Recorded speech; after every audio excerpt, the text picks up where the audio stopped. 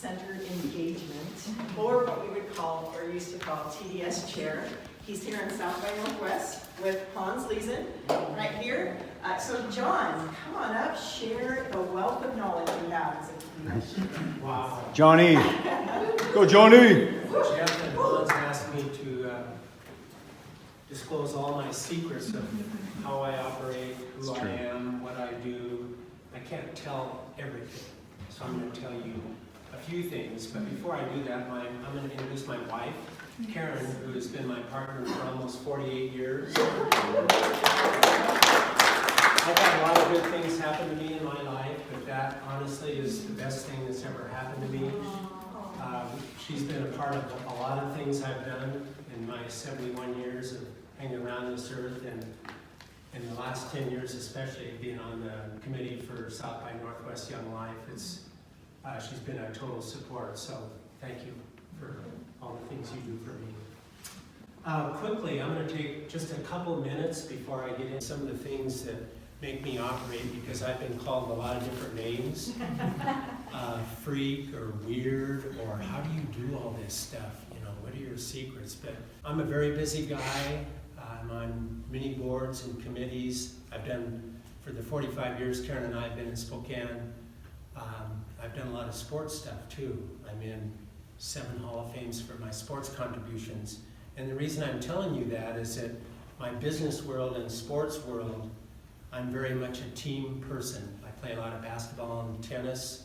Jeff and I got to play a little tennis this last year. We're going to give it another shot this year. But more advanced league this time. You'll see in some of my comments that relationships are a lot, especially in Spokane. Spokane's a very conservative community, and if you don't have trust in relationships, you're not going to get past first base.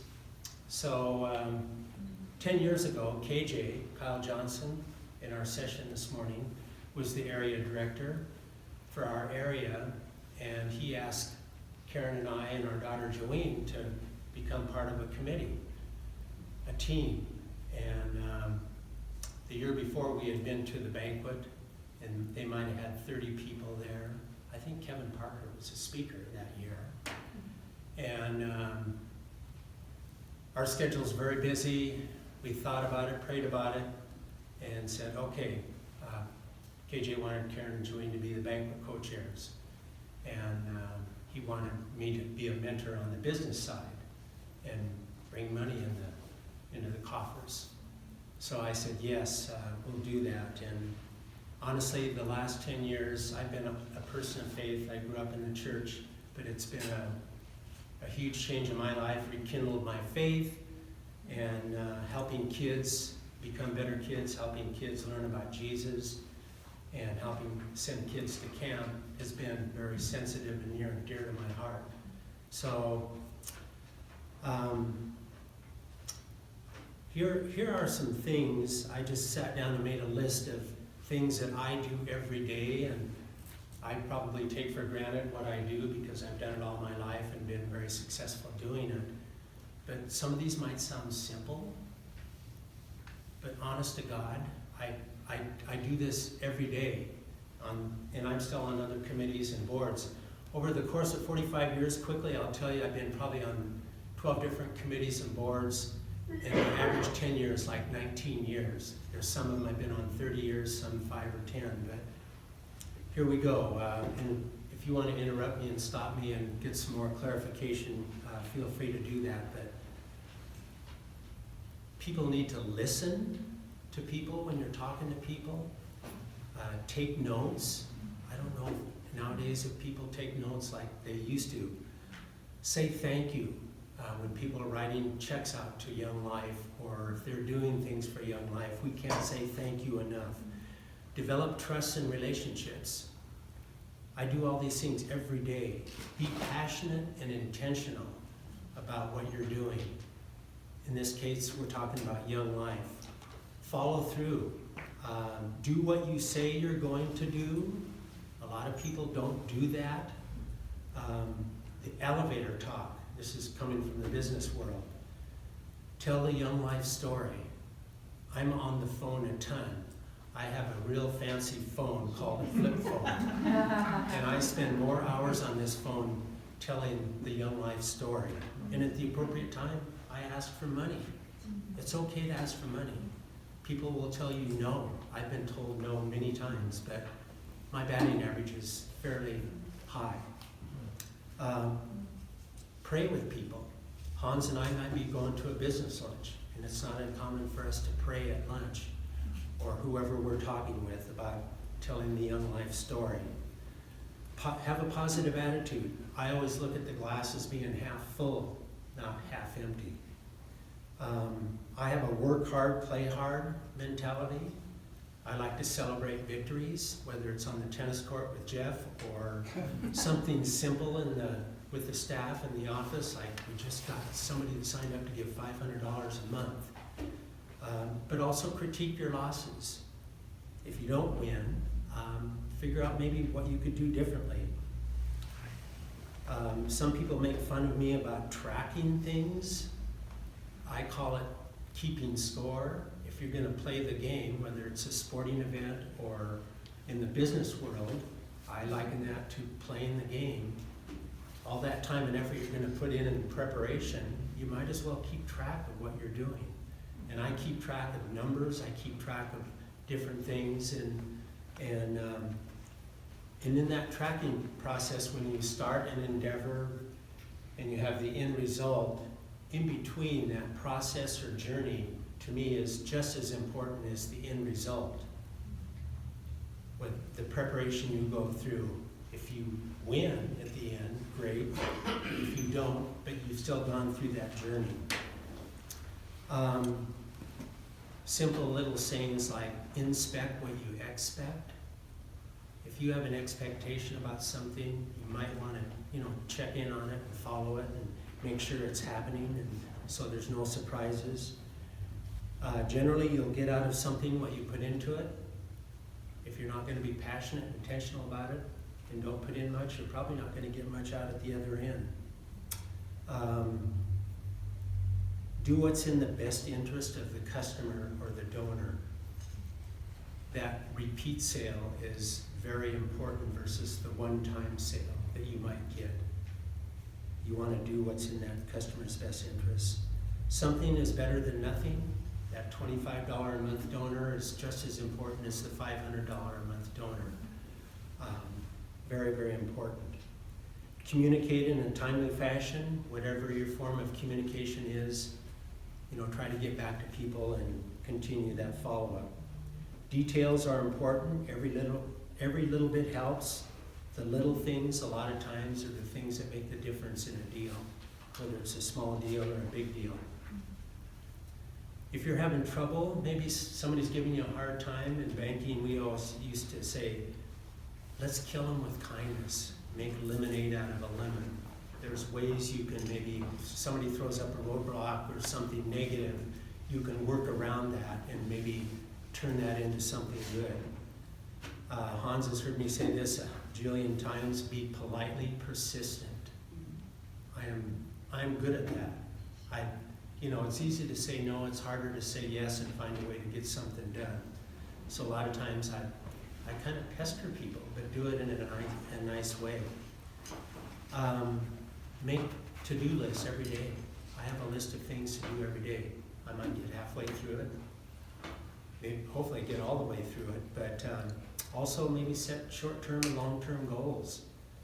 If you don't have a goal, you can't work towards it. At least it's a starting point. When I was in the regional office for the bank, I was in charge, another guy and I were in charge of operations and personnel for 30 branches in Eastern Washington, and I taught a class on planning, organizing, leading, and controlling. Those 4 words sound fairly simple, but are so important in what I do all the time in asking people for money for Young Life. Customer service is huge. Surrounding yourself with good people. KJ, 10 years ago when things were in a big struggle, the budget was upside down, couldn't really have money, he had 2 or 3 part-time jobs, and I think the doors were close to being shut. he started putting together a team of people. And that team that we still have today, Steve and Kristen are our leaders of that team. We've accomplished so many things. That first year that we were starting to put the team together, we still didn't meet budget. I think we were $10,000 short of a $50,000 or $60,000 budget. But for the next 8 years, now 9, we will have met budget, and we build up a little reserve, and it's all about the team that we have and people working together and trying different things. And I wish I had more time to tell you some of the things we've done, but it's been a total success. And now Hans is our leader. When KJ went to Young Life College at Gonzaga, and Hans has done a phenomenal job of orchestrating our team and kind of making everything happen. Another one of my favorite things is do your thing, whatever your thing is, every day, because if you're not doing it, somebody else is. I call it turning the crank. If you're not turning that crank every day, you're going to be missing out on something. Role players are so important to your team. Everybody can't be the leader, so role players on a team are vital, very vital. Mentors are invaluable. I've had several mentors in my life that have helped me along the way and taught me many things. Donor recognition and retention is our lifeblood. You can use whatever kind of rule you want. In the business world, we used to use the 80-20 rule for taking care of our donors, but you can't say thank you enough to the people that put money in our coffers, and they're what make us tick. Try to exercise your mind as well as your body, keeping that balance between the two of them. And I call all these things that I do every day God's work. I think I have a lot of work yet to do to get back on the other side of the good side for God, but every day I pray and ask for His help.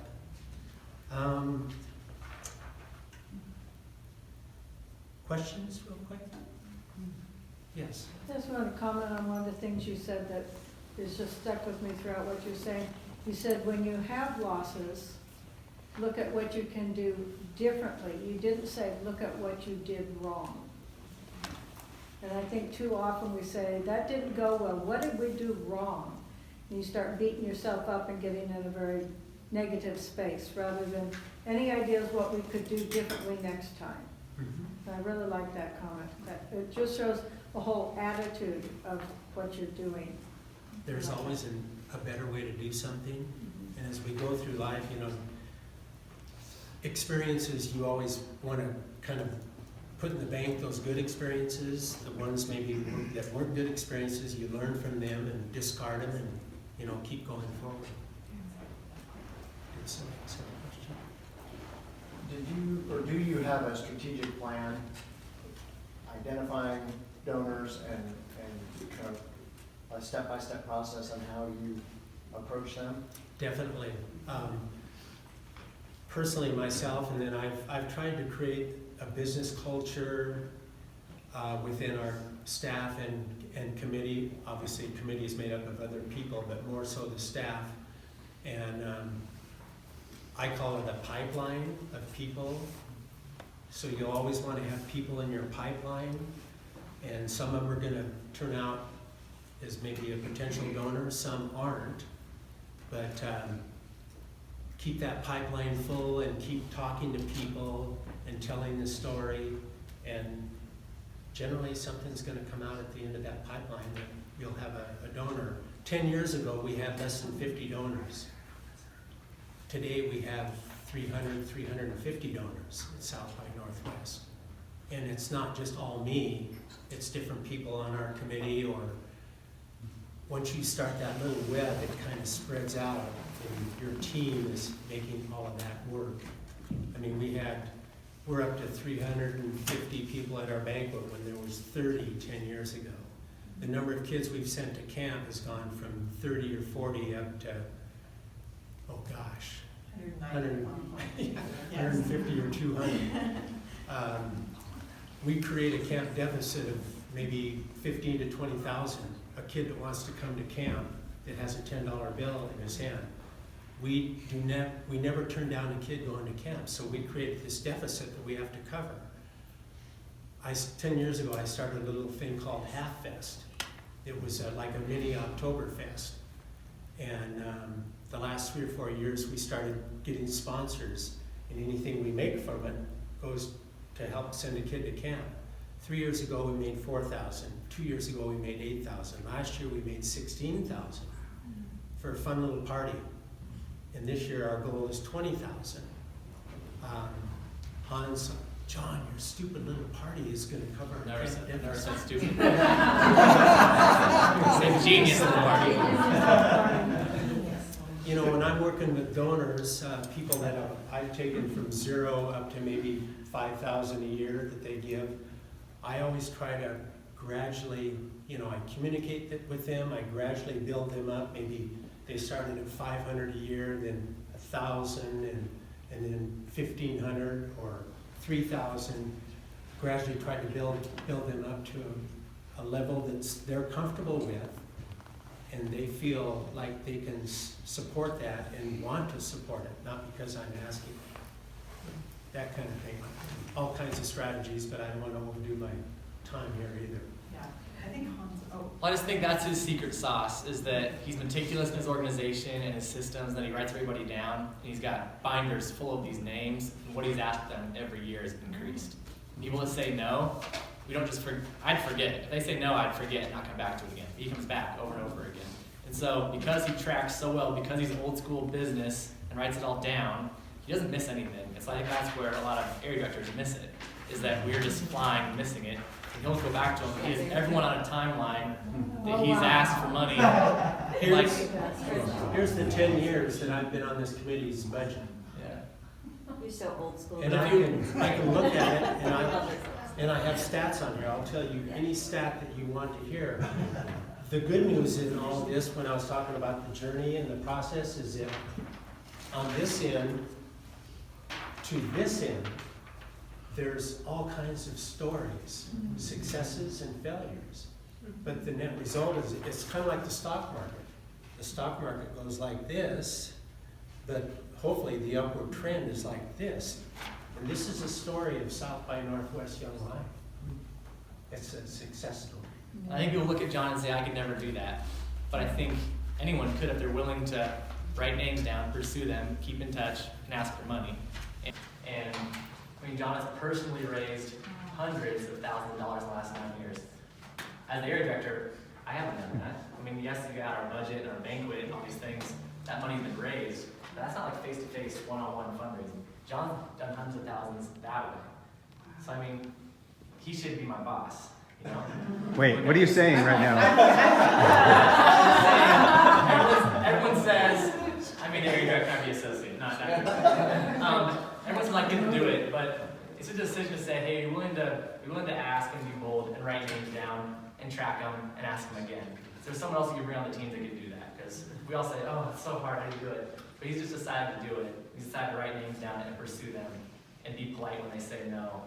Face-to-face, one-on-one fundraising. John's done hundreds of thousands that way. So I mean, it's just a decision to say, hey, you're willing to ask and be bold and write names down and track them and ask them again.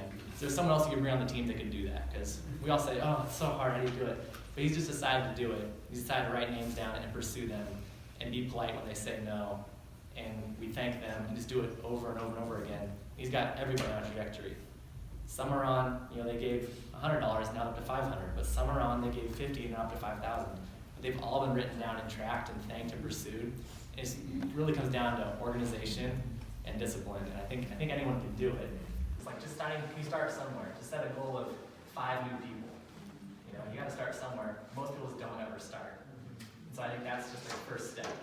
it's just awesome. And don't try to text him a picture. Relationships are He just no- calls you, what did you just do? You broke my phone. That's because he's got a flip phone. Yeah. Yeah. He is. Thanks, Johnny.